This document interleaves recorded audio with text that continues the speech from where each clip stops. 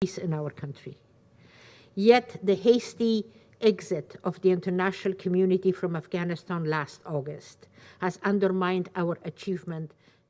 هغه څه چې د تیر میلادي کال په اګست میاشت کې پیښ شول زموږ ټولې لاسته راوړنې یې له بحران سره مخ کړې او امیدونه یې له خاورو سره خاورې کړل. طالبان یو ځل بیا د واک پر ګدۍ ناست دي او دا هغه څه دي چې زموږ حقوق له منځه وړلی سي. Hundreds of thousands of Afghans have been displaced to countries around the world. سلګونه زره افغانان مهاجر شول او د افغانستان میرمنې نن عملا له ټولنیز ژوند څخه حذفیږي تر دې ځایه چې ان د ښځو په بڼه ننځکې هم په مارکیټونو او دکانونو کې خپل سرونه له لاسه ورکوي. زما بیانیه پر دې مسایلو راڅرخي چې ملګري ملتونه او امنیت شورا غونډه په افغانستان کې د ښځو له حقونو دفاع وکړي او په دې برخه کې د مسؤلیت احساس وکړي. Front and center throughout all the deliberation on Afghanistan. Mr. President, after 20 years of tasting freedom, working, studying, playing sports, performing music, له شلو کلونو وروسته موسیقۍ ته غوږ نیول او داسې نور حقونه چې ښځو درلودل اوس یې له لاسه ورکړي دي. ډېرې افغاني نجونې او ښځې نن ښوونځي او پوهنتون ته نشي تللی. ډېر له هېواده وتښتېدل یا دا چې په خپلو کورونو کې بندیان سوي دي. Many women have fled the country who are prisoners in their own homes. Female judges, once celebrated by the international community, are on the run from the very individuals they imprisoned. Women are now required to travel with a mahram or male guardian.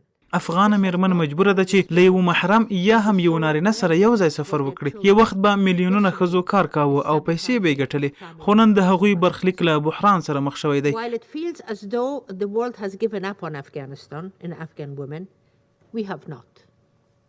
We are in the streets protesting every day.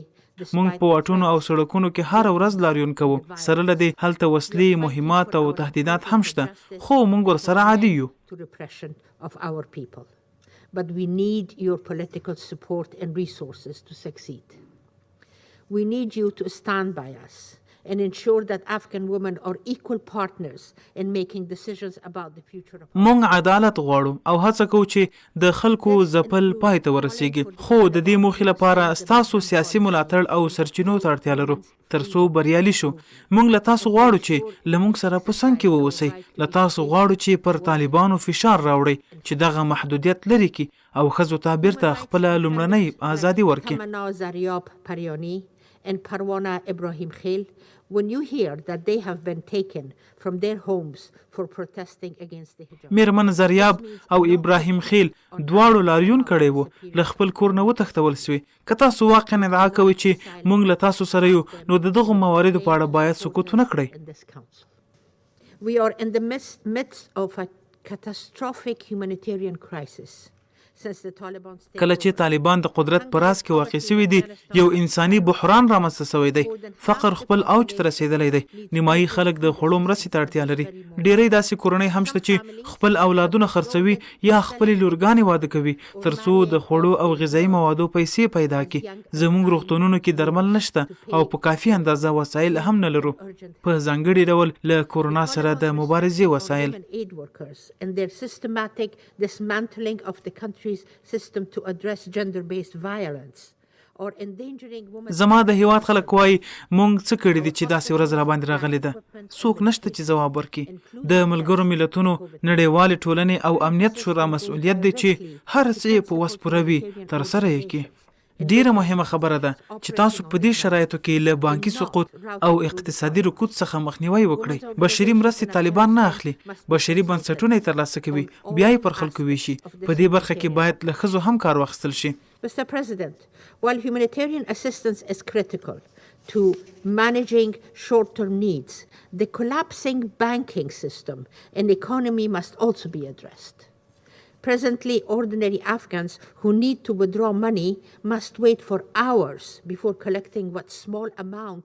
افغانان چې وغواړي له بانک څخه پیسې ترلاسه کړي باید ساعتونه انتظار وکړي تر څو دا پیسې ترلاسه کړي. قیمتي ډیره ده او 9 میلیون کارونه افغانانو له لاسه ورکړي دي. د طالبانو له واکمنۍ وروسته کادرونه وتښتېدل او مغزونه بهر وایستل شول. موږ داسې ککرۍ نه لرو چې کار وکړي او ظرفیت ولري. که څه هم طالبان له کور نه بهر د ښځې کار ته اجازه نه ورکوي، خو ډیری افغانان دغه کار ته اعتقاد لري چې ښځې دې له کوره بهر کار وکړي. باید دغه ستونزه حل شي او موږ په حکومت کې له ځان سره یو ځای کړي تر څو اوسني بحران ته یوه د حل لاره پیدا شي. In developing solutions to the current crisis. This brings me to my final but most important point. The people of Afghanistan, especially its women, see the dilemma the world currently faces regarding how to engage with the Taliban while addressing the present urgent needs of Afghans. سیاسي وضعیت بدل شو. په دې کې د افغانستان خلک باید تر فشار لاندې رانه شي. چیرته چې خلک رول نه لره ولې باید وځورول شي؟ نړیوال نهادونه باید له تحولاتو څخه څارنه ترسره کړي او اطمینان ترلاسه کړي چې طالبان خپلې وعدې پوره کوي. نړیواله ټولنه باید له طالبانو ویره ونه لري او خپل ټول امکانات دي د هغوی پر وړاندې وکاروي تر څو له لاسه تللي حقوق بیرته ترلاسه شي. بشري حقوق او د ښځو حقوق باید د ټولو ناستو او مذاکراتو یوه مهمه برخه وي. له طالبانو څخه باید تعهد واخیستل شي چې بشري حقوقو او د ښځو حقوقو ته احترام ولري. او اوس د اقداماتو وخت دی. موږ نشو کولای بیرته شاته لاړ شو، خو کولای شو له نورو لارو او طریقو څخه کار واخلو.